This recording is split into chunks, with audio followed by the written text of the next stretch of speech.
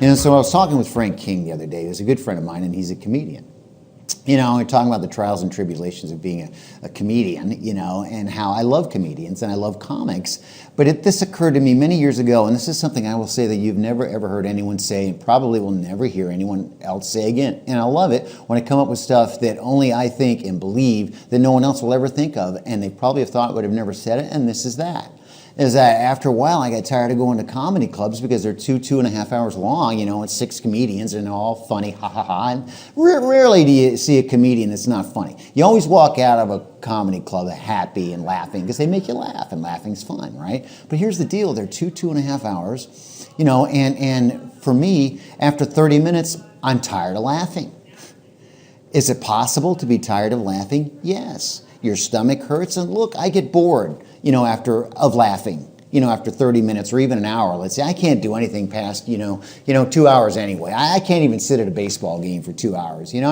And the concerts were always too long, you know. I'm done after an hour and a half, you know, 3.5 hour concerts and Bruce Springsteen and all that. I don't want to sit through 4. I can't do that. So that's the thing about the comedy shows is I don't go to them anymore because I can't laugh for 2 hours anymore. But and I laugh at this because I think about the comedians that I've talked to over the years, and they gotta hate doing the radio station shows. They have to hate, but they have to do them because they have to promote their show. You know, and they come in and they tell their jokes and ha ha ha and all that, and they sell tickets for their comedy club show. And that's what I did over the years, and there were so few that really actually made me laugh. And I think of these guys. I think of Bob Zany. Maybe it's what you're paying him.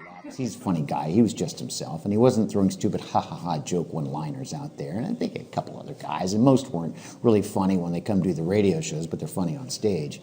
But at one point, David Cross came in, and I love this bit because he did it right in front of my face. I wish I had a videotape of it, and I don't.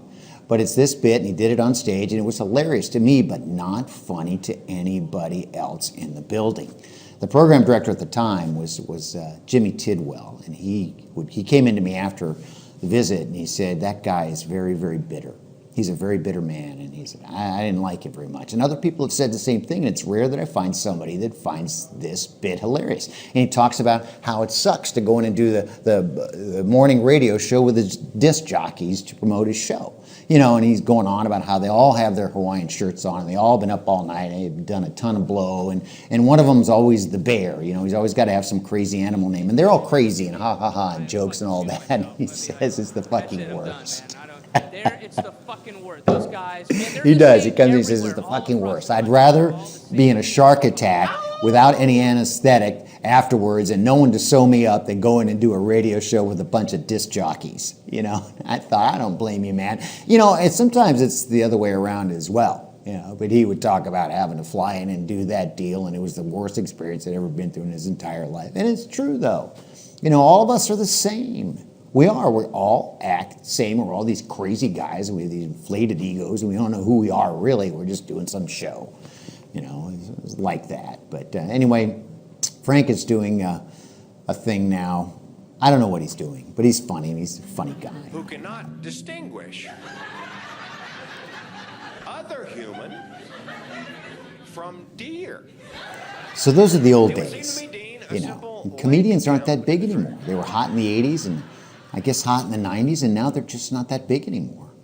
Yeah, I always get a kick out of the names of the comedy clubs, too. You know, they're always the same, Laughs, you know, or the Improv, or something like that. And, you know, whatever they are, and, you know, Laugh Factory kind of deal. And so, a tip of the cap from Blade to all the comedians out there, and I think it's the cruelest irony of all, get a little heavy here for you, is that these are guys that make you laugh, and they're funny guys. And my favorite thing is when you see them all together, and they're talking, and they tell jokes, and they go, that's very funny. And they never laugh. And I love comedians together. I just love comedians. You know, but the cruelest irony of it all is that Frank will tell you that he's got friends, and there are plenty of them out there, that are all suicidal. Comedians are suicidal? I don't get it. You know? and because they're up and down, I guess, and you know, and I'll never forget seeing a clip with Rodney Dangerfield, how upset he was one day, ready to kill himself when he got off a stage. Rodney Dangerfield, he got off a stage and said, "They're not laughing. No one laughed, and it's the end of your world if you don't get laughs." You know, and so if you look up Frank King, he's doing talks now on suicide and that kind of thing. I know it's a bummer. I don't know how to get out of that with a laugh, and I won't. But that's it. So that's going to wrap it up for the Blade Show today. I want to thank my patrons and sponsors for helping me out over the last couple of years so much. I wouldn't be able to do it without them, and they're beautiful people.